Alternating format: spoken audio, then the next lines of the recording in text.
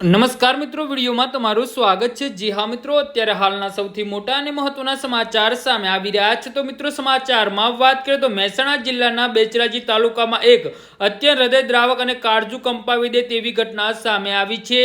અહીંથી વૃંદાવન સોસાયટીમાં એક સગીર વયના કાર ચાલકે પોતાની કાળા કલરની બોલેરો કાર ગલપડ ભરી રીતે હંકારીને ઘરના આંગણામાં બેઠેલા નિર્દોષ લોકોને કચડી નાખ્યા હતા। આ ભયાનક અકસ્માતમાં ગંભીર રીતે ઘવાયેલા એક વૃદ્ધા અને એક સગીરાનું સારવાર દરમિયાન કરુણ મોત નીપજ્યું છે, જ્યારે અન્ય એક માસૂમ બાળકી ગંભીર રીતે ઘાયલ થતા હોસ્પિટલમાં સારવાર હેઠળ છે। જી હા મિત્રો, અત્યારે હાલના સૌથી મોટા અને દુઃખદ સમાચાર સામે આવી રહ્યા છે।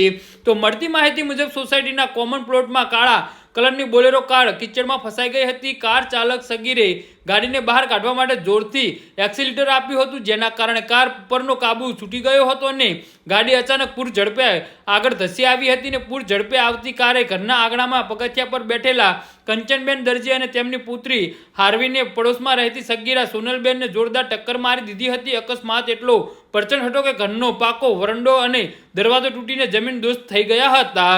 જી હા મિત્રો, તો આના વિશે તમારું શું કહેવું છે તો નીચે અમારી કમેન્ટ બોક્સમાં જરૂરથી જણાવજો અને અમારી યુટ્યુબ ચેનલને સબસ્ક્રાઇબ કરવાની ભૂલતા નહીં। ધન્યવાદ।